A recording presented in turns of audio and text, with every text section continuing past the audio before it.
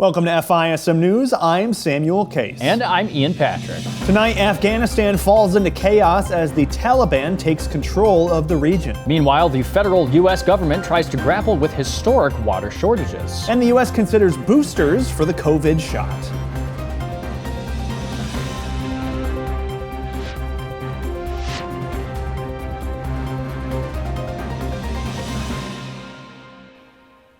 Let's start with Afghanistan. Only weeks after U.S. forces began to officially withdraw from Afghanistan, the Middle Eastern nation now belongs to the Taliban. After taking the capital city of Kabul, the terrorist group declared their war to be over and issued multiple statements calling for peace and cooperation from the Afghan people as they wait to set up a new regime. However, not everyone in Afghanistan believes this to be the case. The Taliban previously ran the country under an extreme and brutal Islamic rule from 1996 to 2001. Many of the citizens believe the Taliban's well wishes are false, and their true intent is to put the nation under strict and deadly rule once again. In anticipation, citizens have begun to hide in their homes to avoid confrontation with the group. A photo circulating through social media showed the owner of a beauty salon trying to paint over images of women, as the previous Taliban government would not allow such depictions. Men were also changing out of their casual garment into the traditional shalwar kameez outfit, for fear of upsetting the terrorist group. The Taliban has reportedly carried out revenge killings and other brutal tactics, especially amongst women, as they move further into the nation and its capital. The most telling incident that highlighted the fear of the people culminated in a tragic incident at an airport in Kabul. Thousands of citizens plunged into the airport and onto the tarmac of the airport as the U.S. continued to evacuate government officials still located in Afghanistan. One troubling video shows people trying to board a U.S. Air Force jet as it is taking off, with many others running around the tarmac. Evacuations had to be stalled at that point to secure the airport. U.S. officials reported that at least 7 people died in the chaos that ensued, but now that the airport has become more secure, the U.S. has resumed operations to evacuate embassy personnel and Afghani nationals who aided the military during its time in the country. Meanwhile, multiple nations and organizations are calling on the Taliban to be peaceful and to maintain human rights. United Nations Secretary General Antonio Guterres said he is particularly concerned by accounts of mounting human rights violations against the women and girls of Afghanistan. And according to the U.S. chairman of the Joint Chiefs of Staff, Mark Milley, the speed with which Afghanistan has fallen to the Taliban has also sped up the timeline for the reemergence of terrorism. Axios reported that on Sunday, during a briefing, Senator Lindsey Graham asked Defense Secretary Lloyd Austin, along with Milley, whether in the light of recent events they will revise an assessment to Congress in June of a medium risk of terrorist groups reconstituting in Afghanistan within 2 years. Milley responded saying yes, with Axios saying that the timeline would get moved up. That same day, Senator Graham ridiculed President Biden on Twitter for being oblivious to the terrorist threats that will come from a Taliban-run Afghanistan. Here's Graham's comments on the situation. Biden doesn't understand this war. Radical Islam is a threat to humanity. They will attack us if we don't fight back and contain them over there. You got several choices here. Fight them in their backyard or our backyard. The fight is coming back to our backyard because we abandoned Afghanistan. You do it with partners or by yourself. We've abandoned the Afghan people. We've lost a good partner. The bottom line here is that President Biden doesn't understand, in my view, the threats to the United States from leaving Afghanistan. Another 9/11 is far more likely today than it was a week ago. However, Secretary of State Antony Blinken doesn't appear as concerned as Milley or Graham about the threat of terrorism. Appearing on CNN's State of the Union, Blinken said he believes that the Taliban's own self-interest should prevent future terrorist attacks on the U.S. We have tremendously more capacity than we had before 9/11 when it comes to counterterrorism. In places around the world where we don't have forces on the ground, in Yemen, in parts of Africa, in parts of Syria, we're able to deal with any potential terrorist threat to our country. And we're doing that every single day. We're going to retain in the region the over-the-horizon capacity, as we call it, to see and deal with any reemergence of a terrorist threat. And look, I can't tell you what the Taliban is going to do, but again, in their self-interest, allowing a repeat of what happened before 9/11, which is a terrorist group to reemerge in Afghanistan that has designs on the United States, well, they know what happened last time. So I don't think it's in their self-interest to allow that to happen again. Meanwhile, after a weekend of silence from the president amidst all these other U.S. officials, President Biden finally addressed the nation in a press conference on the Taliban takeover of Afghanistan. In the address, he defended his decision to pull out of the country despite the chaos that has ensued over the past several days, saying, "I squarely stand behind my decision." In his speech, Biden also blamed the situation on Afghan leaders for giving up and said that American troops cannot or should not be fighting and dying in a war that Afghan forces are not willing to fight for themselves. Here's the president. I stand squarely behind my decision. After 20 years, I've learned the hard way that there was never a good time to withdraw U.S. forces. The truth is, this did unfold more quickly than we had anticipated. So what's happened? Afghanistan political leaders gave up and fled the country. The Afghan military collapsed, sometime without trying to fight. If anything, the developments of the past week reinforced that ending U.S. military involvement in Afghanistan now was the right decision. American troops cannot and should not be fighting in a war and dying in a war that Afghan forces are not willing to fight for themselves. In that same speech, Biden suggested that America's enemies would prefer the U.S. to actually stay in the region. Here's what the president said once again. And our true strategic competitors, China and Russia, would love nothing more than the United States to continue to funnel billions of dollars in resources and attention into stabilizing Afghanistan indefinitely. But the opposite appears to be true, as China and Russia have begun to court a political relationship with the Taliban. The China Foreign Ministry spokesperson had been positive about the Taliban, saying that China had a friendly and cooperative relationship with them. And they also described the growing partnership with the Taliban and saying that they look forward to China's participation in the reconstruction and development of Afghanistan. According to the New York Post, China has long feared Afghanistan could become a staging point for minority Uyghur separatists in the border region of Xinjiang. But last month, a top-level Taliban delegation assured China this would not happen. China reportedly offered economic support and investment for the country's reconstruction upon hearing this news. The South China Morning Post reports the Chinese embassy remains fully intact, and the Russian embassy remains in operation as well, with the Russian ambassador saying the terrorist group has assured that not a single hair will fall from the heads of Russian diplomats. And moving away from Afghanistan to COVID-19, the U.S. is looking to implement a coronavirus booster shot. For more, we turn to Seth Udinsky.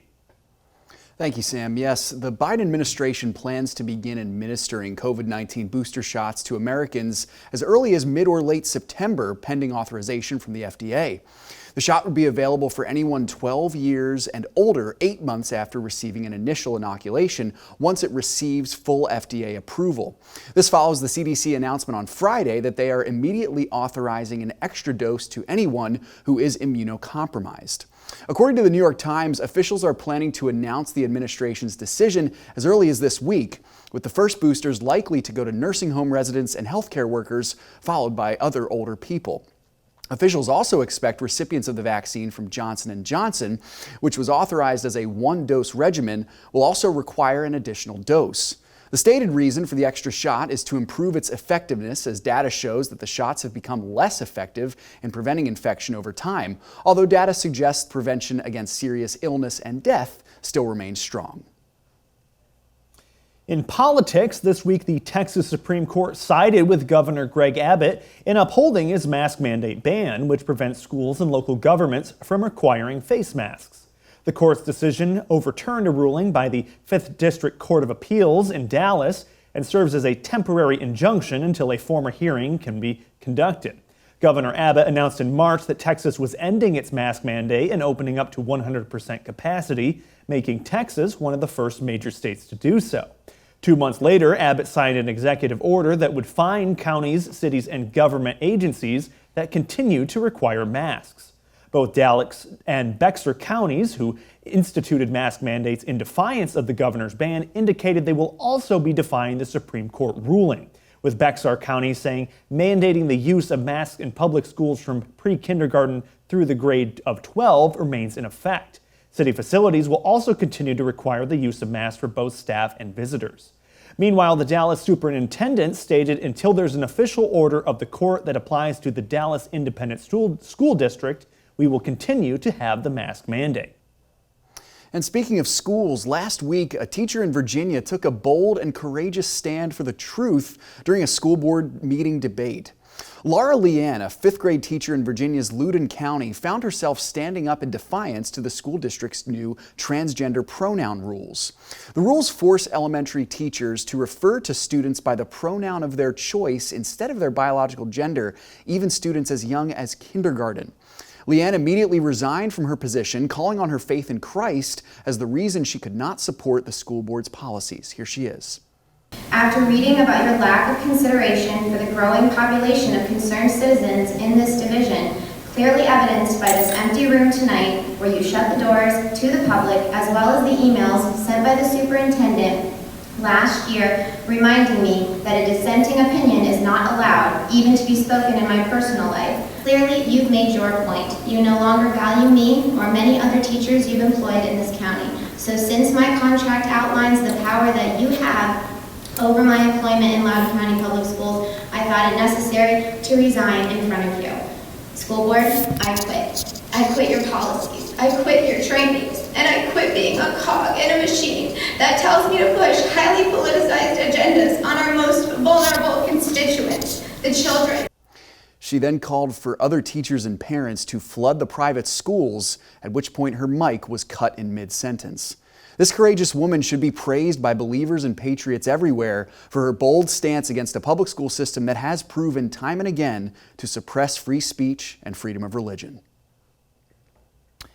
In some political news, Governor Andrew Cuomo may have resigned from his position following sexual harassment scandals, but he is not out of the woods yet. Lawmakers in the New York State Assembly will issue a report on their investigation into the governor after abandoning a previous impeachment effort.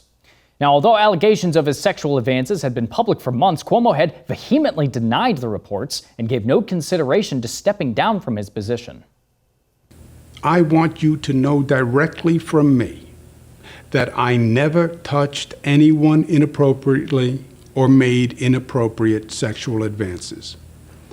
I am 63 years old.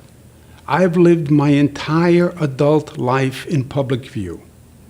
That is just not who I am, and that's not who I have ever been. However, New York's Attorney General Letitia James released a report this month concluding that the Democratic governor, had kissed, groped, or made unwelcome sexual advances to at least 11 women, which prompted Cuomo to tender his resignation. Now, although the impeachment effort is now useless, the Judiciary Committee is still reviewing evidence amassed on accusations of sexual harassment, as well as efforts by his administration to withhold data showing the true extent of COVID-19 deaths in nursing homes.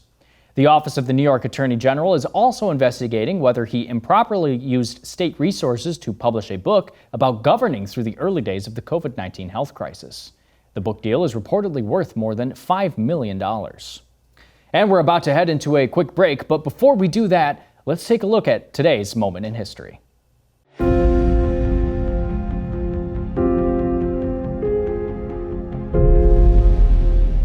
Welcome back to A Moment in History. I'm Seth Udinsky. Tonight, let's explore a story from history that combines patriotism, politics, race, and sports. In the summer of 1936, the world was teetering on the edge of war. Adolf Hitler had risen to power in Germany and was boasting of a new 1,000-year rule under the German race. In 1936, his home country hosted the Summer Olympic Games in the German capital of Berlin.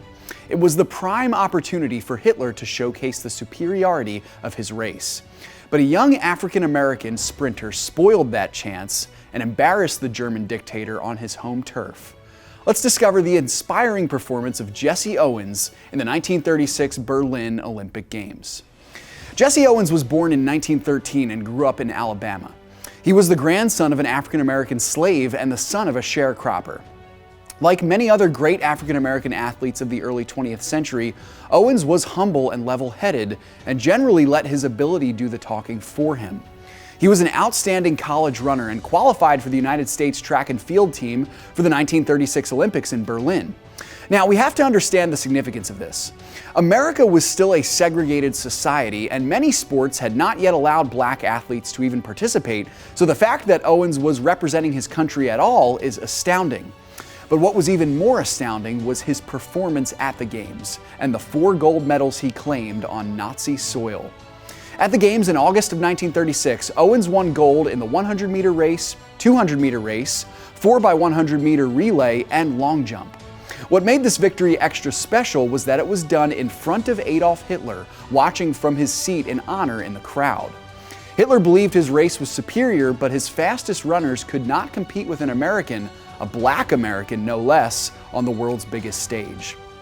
Now, Owens was not honored as he should have been in his day, but many years later, the United States did celebrate his great representation of the country. President Gerald Ford gave Owens the Medal of Freedom in 1976, and President George H.W. Bush posthumously awarded him the Congressional Medal of Honor in 1990. Owens died at the age of 66 in 1980, 35 years after the downfall of the German Reich and the suicide of Adolf Hitler. Thanks so much for joining me once again for a moment in history. You know, too many Christians are investing their money in things that would not be very pleasing to God. I'm Dan Celia, and you know, I've had opportunities to invest hundreds of millions of dollars in the market. And for over 30 years, I have developed a system that is biblically responsible. You set up your own brokerage account wherever you want to set it up, and you start to follow an asset allocation model based on the analytical work that we do, the same analytical work that we've been doing for over 30 years. I want you to consider partnering with Financial Issues. For a very small amount every year, you're going to have the whole system open up to you.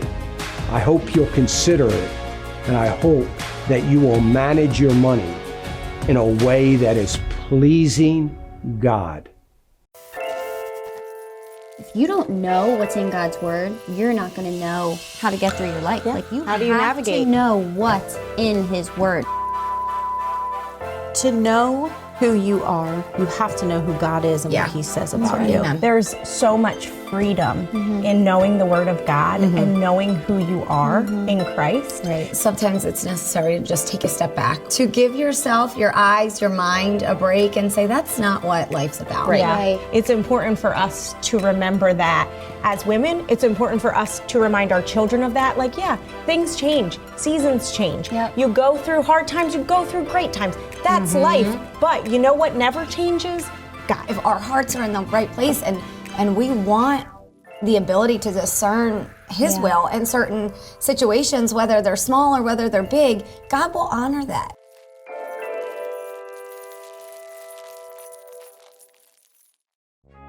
I adore listening to this program. I like to learn about money management, and Dan explains things so well. Thank you. Dan, you are one person that takes questions and takes the time to answer them to the best of your knowledge. Being a partner is the best gift I gave myself and my family.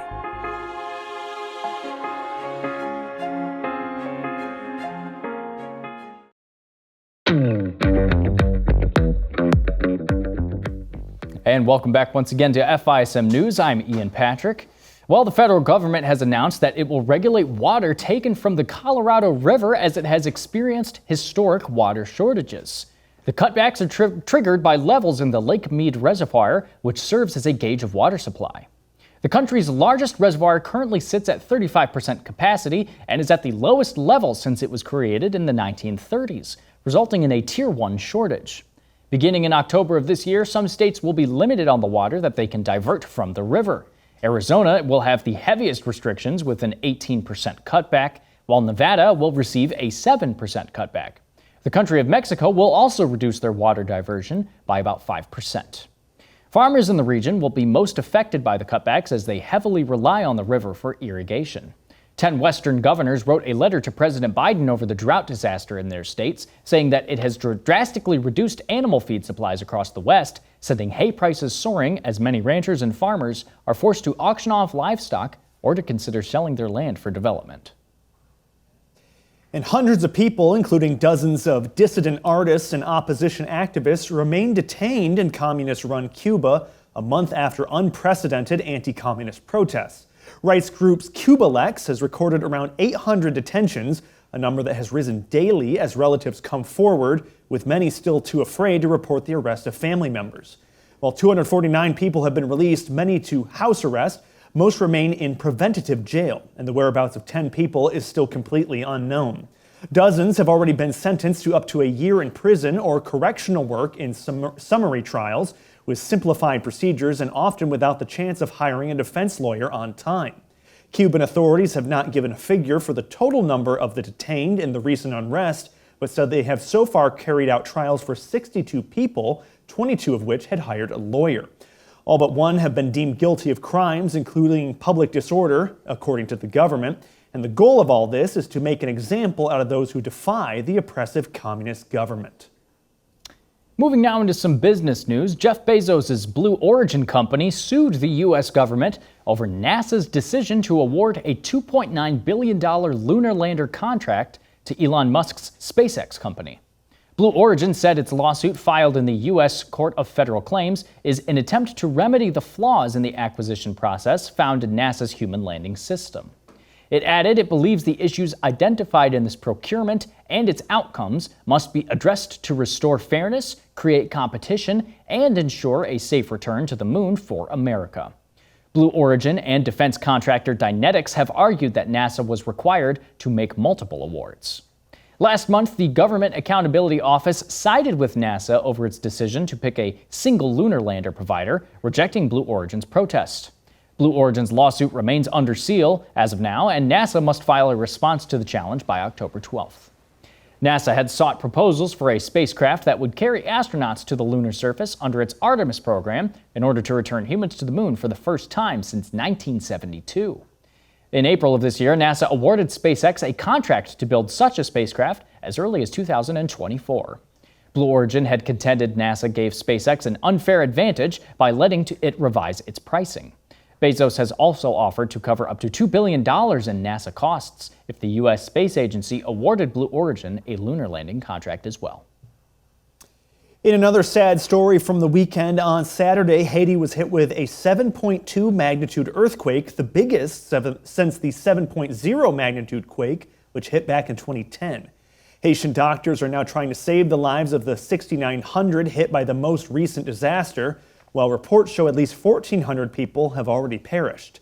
Data circulating among aid groups indicated over 450 additional deaths had been logged in the hardest hit area, and Haitian officials warned the toll was likely to rise. The earthquake brought down tens of thousands of buildings and over 37,000 houses in the country, which is still recovering from the 2010 quake and the assassination of its president, Jovenel Moïse, on July 7th. The areas in and around the city of La Caisse suffered the most damage, putting enormous strain on local hospitals, some of which were badly damaged. And while rescue teams continued to dig out survivors, a storm dumped heavy rain on the southern coast of Haiti on Monday night, bringing flooding near the worst hit areas and exacerbating the crisis. The flooding complicated survivor-seeking efforts, as well as aid and relief provisions to hundreds of thousands left struggling for food, water, or shelter. The U.S. Agency for International Development said it had resumed rescue and relief operations on Tuesday morning after suspending them during the storm and was working with international partners to scale up assistance. And now let's close out our show with Seth Udinsky, who has a look at the world of sports. Thank you, Sam. Yes, let's start with this. A Major League Baseball record was broken in a special way on Saturday, thanks to a dominating pitching performance by the youngster Tyler Gilbert of the Arizona Diamondbacks. The rookie left-hander threw a no-hitter in the first start of his career, breaking a record for the most no-hitters thrown in a single season in the major leagues. The previous number was 8, set all the way back in 1884. Gilbert's gem was the 9th no-hitter thrown of the 2021 MLB season. The fact that it was the rookie's first start on the bump made the milestone even more special. Gilbert is an older rookie at 27, but he was called up from the minors at the beginning of August and was outstanding all day, tossing 5 strikeouts with only 3 walks as the Diamondbacks defeated their division rival San Diego Padres 7-0 before a delighted crowd at Chase Field in Phoenix, Arizona. Only 3 other pitchers in Major League history have thrown a no-hitter in their first start. Gilbert is the first to do so in almost 70 years.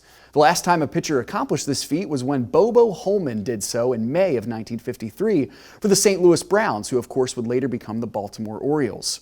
Holman no-hit the Philadelphia Athletics. And finally, in another story from baseball history, one of the most pricey transactions in the history of professional sports took place yesterday between 2 anonymous memorabilia collectors. The Honus Wagner T206 baseball card was sold for a record $6.6 million early Monday morning, according to a report by ESPN. Wagner was a member of the inaugural Hall of Fame class and is considered one of the greatest baseball players of all time. He came to fame as an infielder for the Pittsburgh Pirates during the dead ball era in the first 2 decades of the 1900s. Wagner was a contemporary of the legendary Ty Cobb and beat him in the 1909 World Series. Legend has it that Cobb, one of the greatest but also most contemptuous players of all time, had true respect for only one rival player, and that was Honus Wagner. The Wagner T206 card is often considered the holy grail of baseball cards, not only due to the player on it, but also because of its age and condition. At 100+ years old, it is in remarkably good shape. The previous record holder for priciest sports memorabilia transaction was actually shared between a 1952 Mickey Mantle card, which sold in January of 2021, and an autographed LeBron James rookie jersey sold in April. Both were priced at roughly $5.2 million. All right, thank you so much, Seth, for all that information. And that is our program for today. We thank you so much for joining us, and we ask you to please keep watching for more great content right here on FISM TV. For more updates until next time, and I'm sure there'll be plenty with Afghanistan, please follow us on social media at FISM News, or you can download the app to your smartphone or go to our website, fism.tv/news. Thank you so much, God bless, and you have a good night.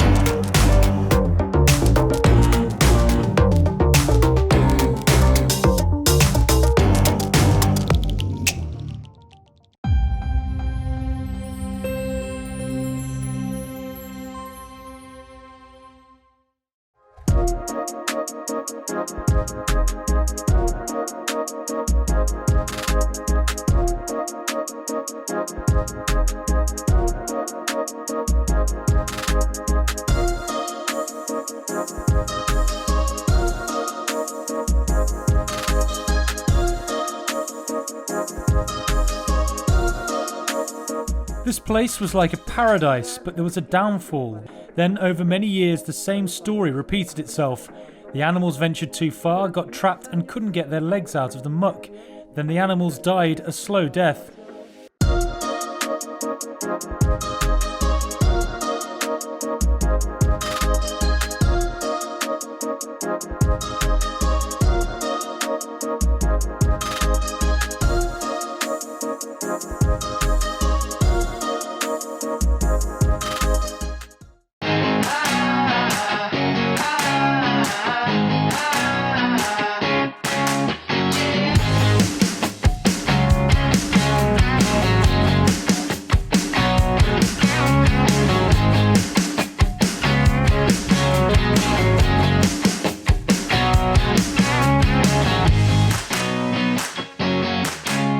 Hey, you guys look good. Whenever you're ready. Welcome to FISM News.